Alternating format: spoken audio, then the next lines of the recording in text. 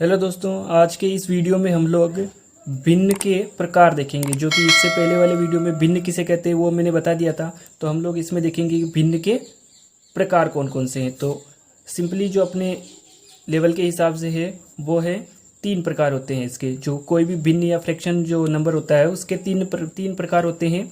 Number 1 पे है, मैंने लिखा है ये साधारण भिन्न, या इसको हम लोग सिंपल फ्रैक्शन भी बोल सकते हैं। फिर नंबर 2 पे होता है दशमलव भिन्न, या इसको डेसिमल फ्रैक्शन भी बोल सकते हैं। और नंबर 3 पे होता है सतत भिन्न या लंगड़ा भिन्न भी बोल सकते हैं इसको, है ना। कंटिन्यूड फ्रैक्शंस बोलते हैं हम लोग इसको इंग्लिश में। तो आप लोग को केवल ये 3 टाइप याद रखने हैं। किसी भी भिन्न के प्रकार पूछे तो ऑप्शन में अगर ये तीनों है तो आप लोग देख सकते हैं।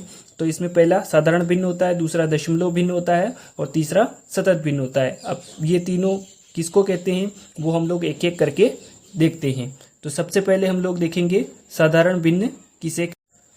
दोस्तों, कोई भी ऐसी संख्या यानी कि साधारण भिन्न की डेफिनेशन देखते हैं, फिर मैं आपको समझाता हूँ। यानी कि यहाँ पे लिखा हुआ है कि कोई भी संख्या जिसे x बटा y के रूप में लिखा हो उसे साधारण भिन्न कहते हैं। तो जितनी भी हम लोग सिंपल सी भिन्न देखते हैं उसमें यही होता है कि जो संख्याएं होती है वो बटे में लिखी होती है। जैसे कि एक्स वाई की फॉर्म में बता रहा है, यानी कि यहाँ पे एक्स की जगह पे हम लोग कोई भी नंबर ले सकते हैं और वाई की जगह पे कोई भी नंबर ले सकते हैं। जैसे कि एग्जाम्पल के लिए हम लोग यहाँ पे लिखते हैं 5/4, या फिर हम लोग लिख देते हैं 9/12।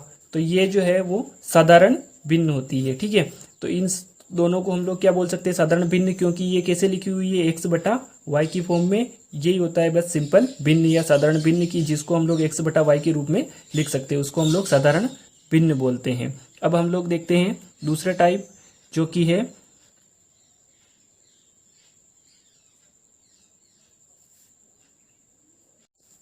है दशमलव भिन्न। यानी कि दूसरा जो टाइप है अपना वो है दशमलव भिन्न।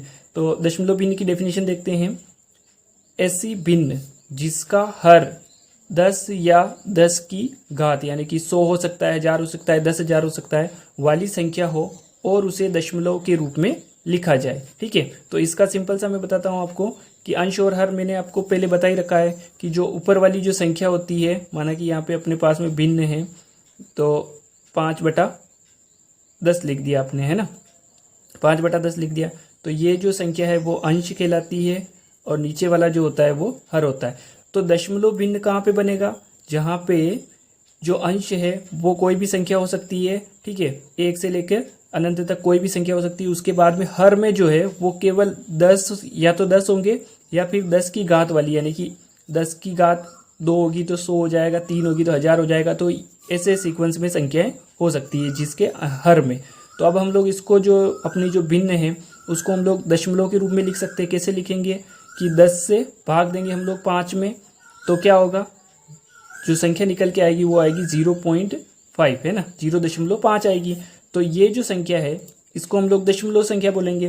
तो इसीलिए इस भिन्न को भी हम लोग क्या बोलते हैं, दशमलव भिन्न। जैसे कि यहाँ पे अगर 5 के बटे में जैसे ये बोल रहे हैं वैसे 5/100 होता तो क्या हो जाता, हम लोग 0.05 अपना आंसर निकल के आ जाता, ठीक है। तो ऐसी कोई भी भिन्न जिसमें कि 10 हर के रूप में हो या फिर वहाँ पे 10 की घात में कोई भी संख्या हर के रूप में हो उसको हम लोग दशमलव भिन्न बोलेंगे। आइए अब हम लोग देखते हैं तीसरा प्रकार।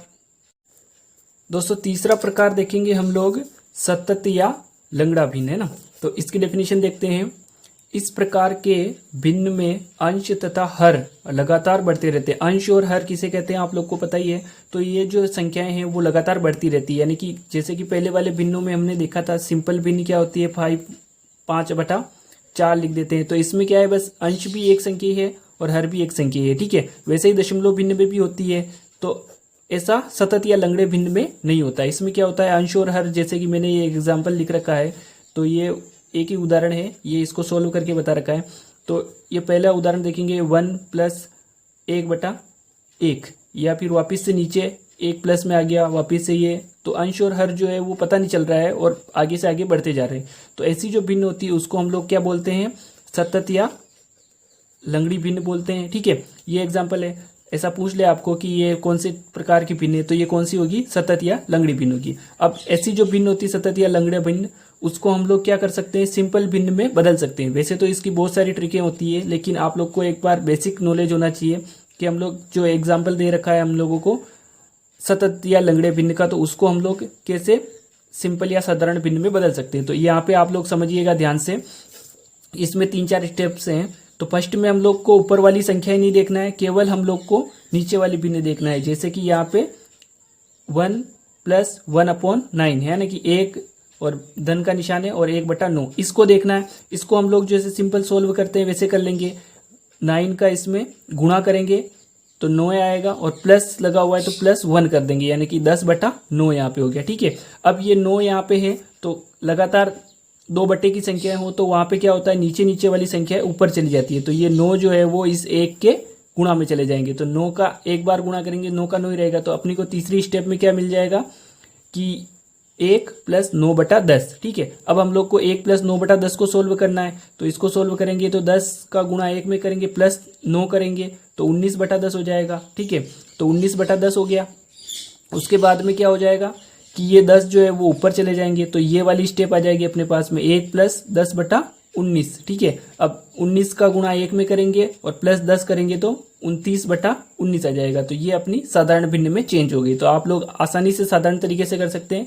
बाकी आप लोग चाहे तो कोई भी ट्रिक भी यूज कर सकते हैं। ठीक है, थैंक यू।